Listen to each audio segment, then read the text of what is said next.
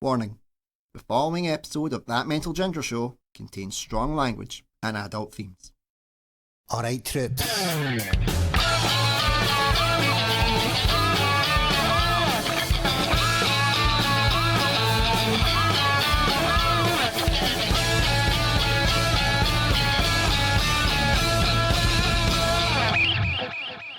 This episode of That Mental Ginger Show is recorded at Scuff Studios in Swanston Street, Glasgow. If you're looking to do podcasts, music, or any creative passions, these guys will have you covered. For more information, contact Scuff Studios at scuff.studios.gla@gmail.com or find them on Facebook or Instagram and drop them a message. Scuff Studios, to nurture your creative passions.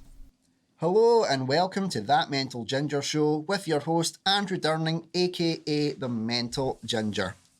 Well, my three faithful followers, first of all, we are back in Scuff Studios, back where we belong. I want to thank Ross, our videographer, who's going to be helping out. I want to thank Matthew Hilley and Alan for doing the sound. And let's dive into the interview. We have a lovely guest, actress, and has a bit of knowledge in the construction industry, which I'm sure we'll dive into, Geraldine Greenhill. Geraldine, thank you so much for coming on. Good morning. Great, thanks for asking me. That's not a problem. I'm just glad that you actually reached out. For those that weren't in the know, I was going through a wee phase of doing marketing and adding comedians on the social media, seeing who would be interested in participating. Most of them thought I was trying to con them with a Bitcoin scam. But no, I was actually just doing this, my own research, see what they were like, if they were interested in being part of the madness. And Geraldine was one of the people that very kindly agreed.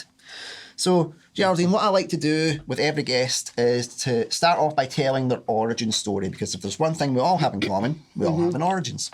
So in your own time, please tell our listeners your origin story. Well, I suppose for me, starting to, I was I'm part of a family of 7. Wow. And so that in itself probably helped me to do the acting that I've went on to do in life.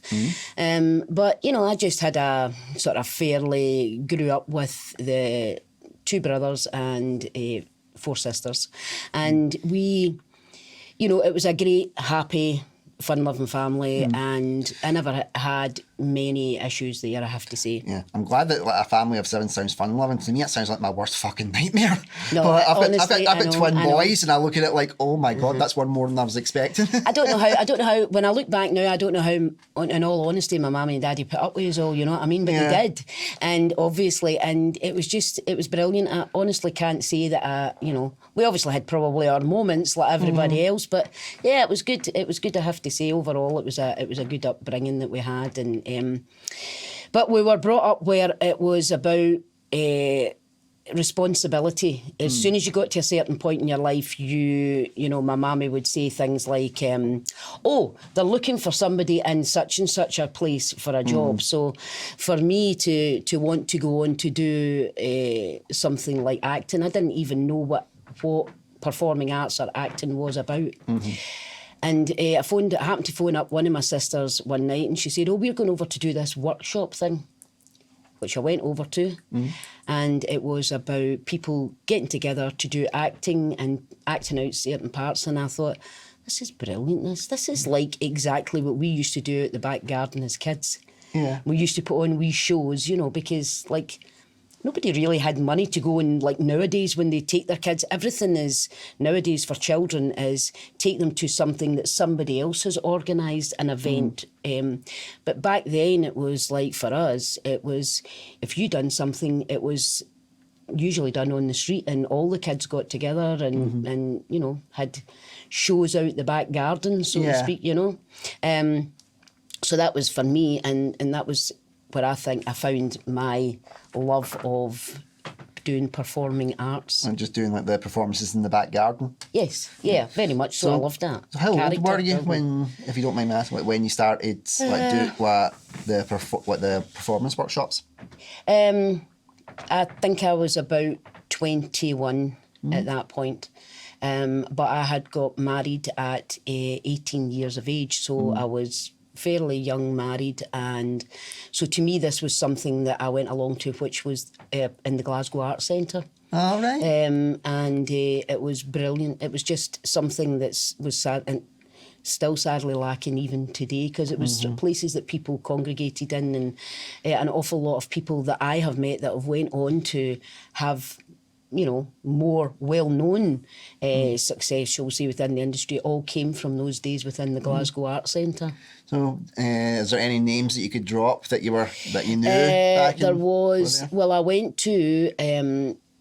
Became part of Mayfest, and that was my very first ever play, and I didn't even know what an audition was. I turned up for the workshop, and they said, "Now don't forget, folks, next week is audition week." What's an audition? And they said, so I went off and I asked the girl who was running it, Alexis, and I said to her, "What does that involve?" And she said, "Well, basically it involves, you know, you would do an extract from a play or a book and you would just read that off." So I thought, I don't even know where to start with this. Yeah. So I said, "Could I write something? If I write something?" And she said, "Yeah. But, you know, you're only going in to do that yourself." So I'd done this, it's sarcastic woman at a party.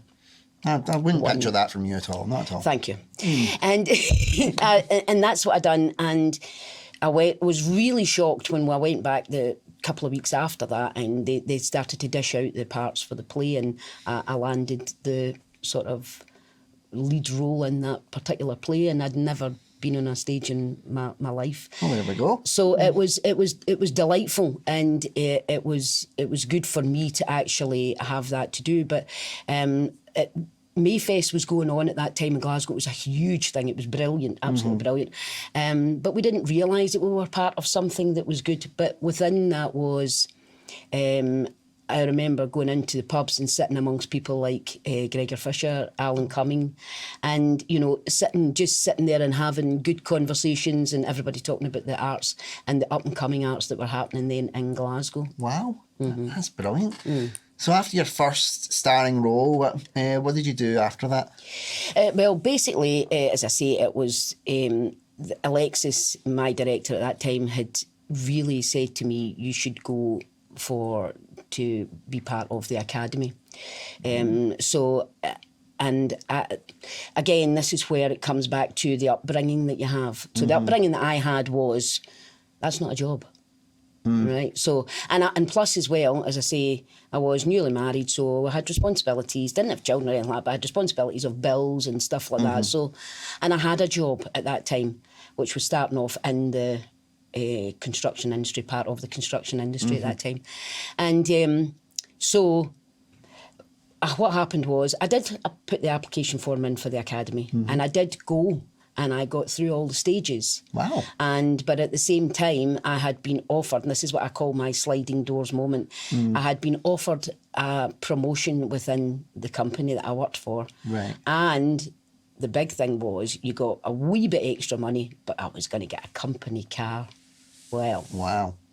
So that was a sliding doors moment? Yeah, and I got the letter through on the same day to say that I was supposed to go and see somebody in the office, and I got the letter through to say that I'd been accepted for the academy. Oh.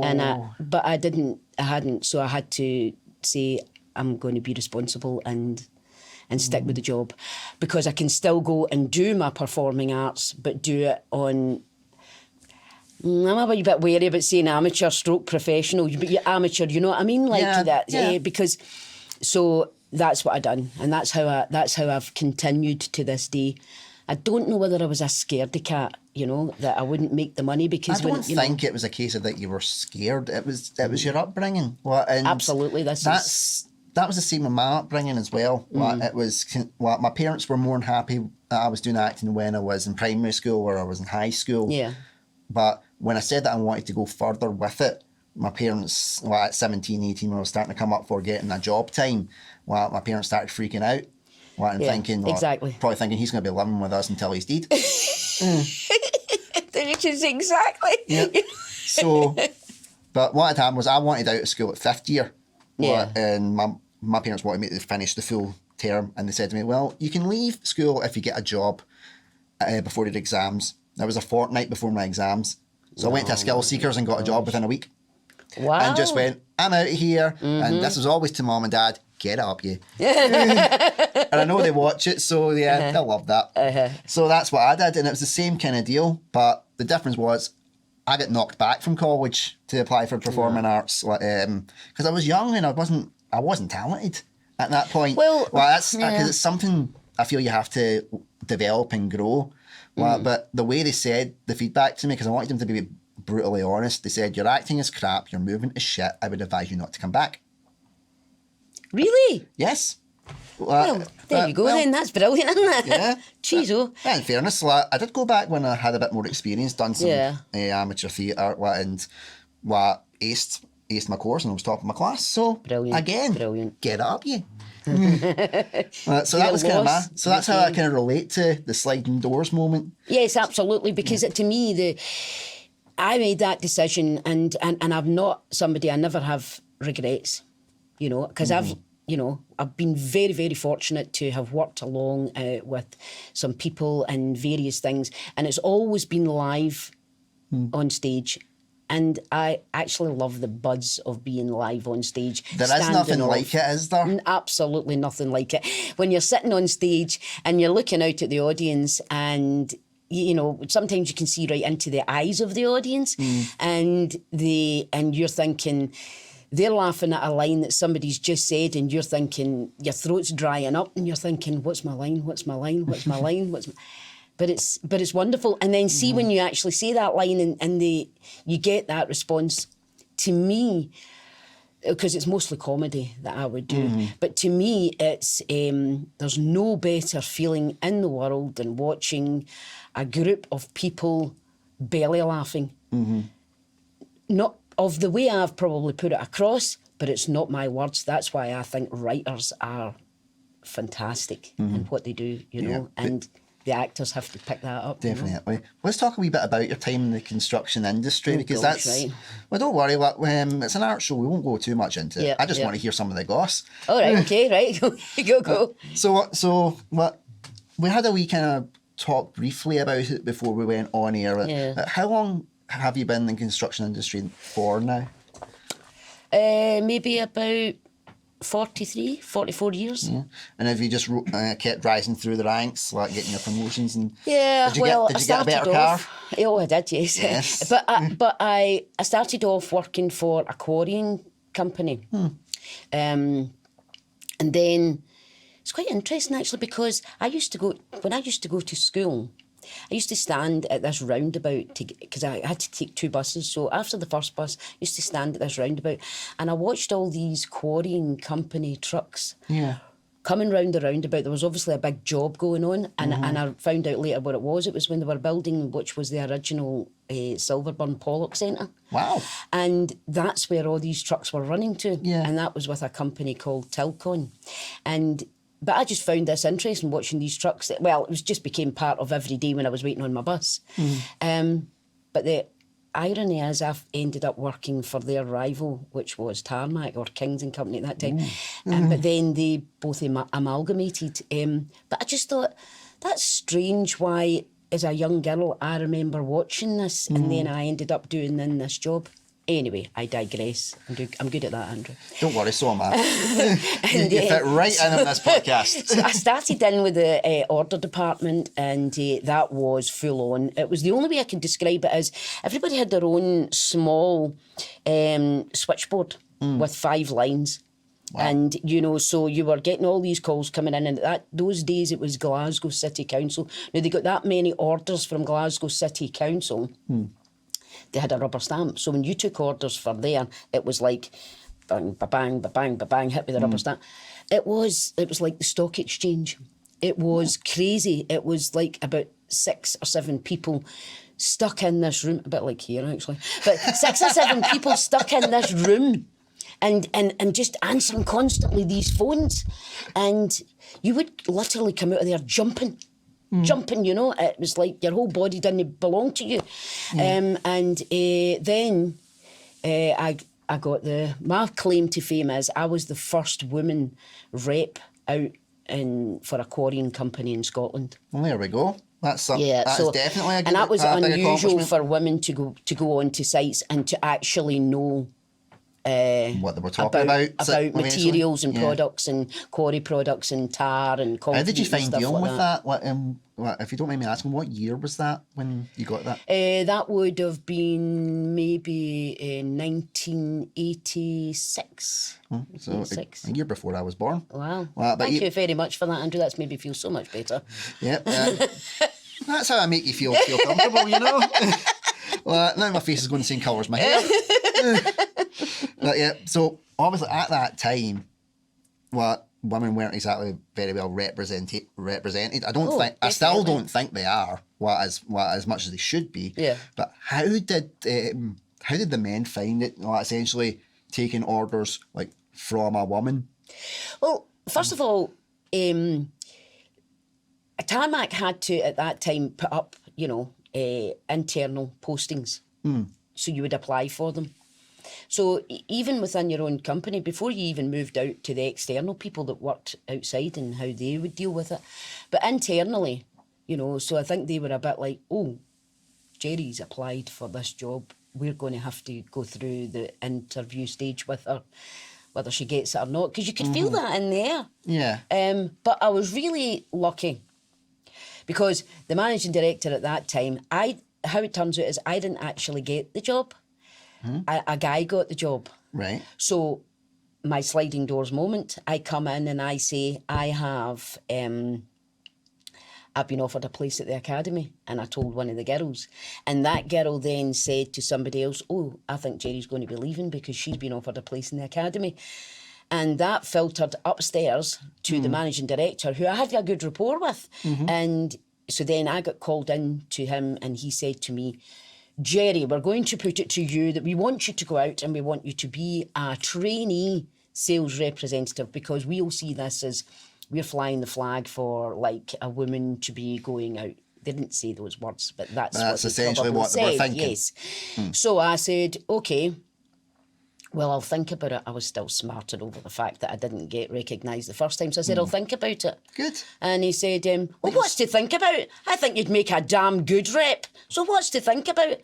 I said, look, my mother and father thought I'd make a damn good nun, but I never done that either. So I'll think about it and come back to you. And that's exactly what I did. And I went up the road, and of course I thought, what do I do here? Do I carry on doing the job that I'm doing with a wee bit more, and don't forget the company car? Yeah. Or I've got to ask, what was the car they were offering? it was a Ford Escort. Ford Escort. You didn't maybe try and negotiate, go, right, give me a Beamer? No, no. So that was that. And that's exactly what I done then. And then I went on to have my son after that. And so it wouldn't look very good for a pregnant woman to be out and walking about sites, Well, that was a couple of years after that. But I actually done very well. I think I done very well. And I think even having what that cojones is about you to essentially have them over a barrel. yes. And get them to pay attention to you during that time. That's really commendable. I have to say, I think you've got more balls than me. Brilliant. Well, Fantastic. see, in all honesty, Andrew, I found that, like that, men were placed in areas and women were placed in areas. There were secretaries, there was receptionists, there was but it was, so the roles were defined for people, and it was a very sexist place, to work in. So and somebody said to me, men don't like strong women, and I think, well, I don't know if that's right. I don't know if that's right. I think men actually probably don't have those thoughts. It's women that have those thoughts, maybe. Yeah. Mostly men like strong women. My wife is a very, very strong woman. Trust me, I like that because it keeps me in line, and it means I know what I have to do. The two words that get me through my marriage are yes, dear. Brilliant. Yeah. I love it. So is that why you maybe thought that the performing arts was better, because it was more of a level playing field? Don't get me wrong, we find that it definitely isn't. But on the stage, you're rival to no one, essentially. Probably, but I don't even think. Yeah, I like that, but I don't even think that I looked that deeply into any of it. I just feel that I connected more with those people, their way of thinking, and I liked a lot of their people that are involved in that attitude. But the problem is, I feel when you're in performing arts, I may get shot down for doing this, is I feel... I'm underground. Well, wait, take those shots, fire away. I feel a lot of people sometimes that are in performing arts are people who are slightly broken. And I think they crave, that applauding on stage, or the, just being part of something, a group. And so I think it helps a lot of people. Can you record my intro for that Mental Ginger show? And cause that basically sums up why I made this podcast. Yeah. I need to feel loved. Yeah. just re-record it for me. Absolutely, because I do believe that the people, and I'm including myself in that, because when as I say, going back again to my own childhood, it was recognised. If you had a job that gave you a wage, that gave you a car, that then oh, look at you, you're a success. But if you just done something within performing arts, then in my upbringing it was so are you getting a real job? Yeah, it was. Yes. That was definitely the case. Yeah, and anything that you would do... They were okay with it if it was a hobby, but if you tried to say it was like a profession, they would be like... Absolutely. No. And so that's where I think that side comes in, where it's the... I think I was always probably viewed, although they would go, oh, it's just typical of your Geraldine, oh, that's... I was always viewed as, but, all right, oh, are you doing a wee play? So it was always, all right, good, who's in that? And... Did you ever get the, oh, I'd love to come and see that, and then never turn up? Absolutely. Oh, absolutely. God, that's my biggest pet peeve. Well, the thing is... as long as they pay for a ticket, I wasn't bothered. Well, what I found really interesting, see my very first play that I done, which was called Once a Catholic. It was a Mary O'Malley play. I've been in that. I've done Once a Catholic. Absolutely brilliant. Yeah, I played the father. Oh, Father Malarkey. Which is ironic, me being a proddy. But that's the good thing about it. But my mammy... A proddy playing a Catholic in Airdrie. And it was when Rangers lost the UEFA Cup final. Oh dear, you would have been very popular. And I was singing Hail, Hail in my Catholic suit, and I'm like, I've never drove so fast in my life. Well, my mammy, she came along to see that show, and I'll never forget, it was performed in the Glasgow Arts Centre, and then it was performed in different places out in Cumbernauld. But the Glasgow Arts Centre was, my mammy was sitting, and I came out as this nun, and the whole... You'll know the play, is that this poor girl gets the blame of everything, and she doesn't do it. Mary, they're all Marys, Yes, they're all Marys. And of course, I come out and I go to bless myself, and I shout this girl's name, and that's like the blackout, and then that's the end of the play. But what was really interesting was when I actually got changed and came downstairs and saw my mammy and different people from the family, and I said, "Did you like it, mammy?" Because you see, that's where it comes to, like you're desperate for somebody to say, I like that, like it doesn't matter what other people say, but your family is very important to you. I think that's where it starts. But I said, did you like it, mammy? And she went, I did, Geraldine, I really liked it. You would have been a great nun, Geraldine. And I said, do you think so, mammy? Aye. And she says, see that wee girl that you keep shouting on? You kept shouting on her throughout the whole thing. And I said to her, she went, it wasn't her at all, Geraldine. I think you're picking on the wrong wee girl. And I went, all right. So what was interesting for me is my mammy actually believed that character. Yeah. She actually believed that this was a nun, that I don't know whether she sort of thought that's Geraldine that's up there, or whether it is, But for me, that was a good thing. It was it's also quite a good way to round it off, because you'd said to your bosses, my mammy said I would be a good nun. I didn't do that. Exactly. And that's where the stories came from. You've rounded it off nicely for us. So we are starting to come up in time. So I want to ask, what does 2022 hold for Geraldine? What projects have you got lined up? Well, I've just been speaking with, I done a show last year called The Booth. Peter Patterson wrote that. Do you know Peter Patterson? Yeah, I know Peter. I went to the Arts Centre with him all those years ago. Well, that's another story for another day. And and Peter, Alan and Peter's doing that. Yeah, is he doing that again? And he's talking about bringing this out again, which is in April, May, and I'm looking forward to that. And Brilliant. really, what I'm looking forward to more than anything is, although I do enjoy performing, I am desperate to go and see other people performing, because to me it's just wonderful, and I think it's sorely missed. Definitely. To have that, whether it be comedy or whether it be drama or whatever it is, I just want to see people back doing this and entertaining us, and people not to feel scared sitting in a theatre. Definitely. So I'll round off by asking the same question that I ask all my guests. Yeah. If you could give one piece of advice to anybody that's struggling with mental health issues, what would that one piece of advice be, and why? I think I would say to people to not suffer in silence. And I was speaking earlier with Ross, and we were speaking about this culture in Glasgow and Scotland in general, where we've all been brought up, and it's like people say, people talk about being fed up. It's a totally different thing, totally different thing. And I think we have to move away, and I think we are starting to move away. People are accepting more and more.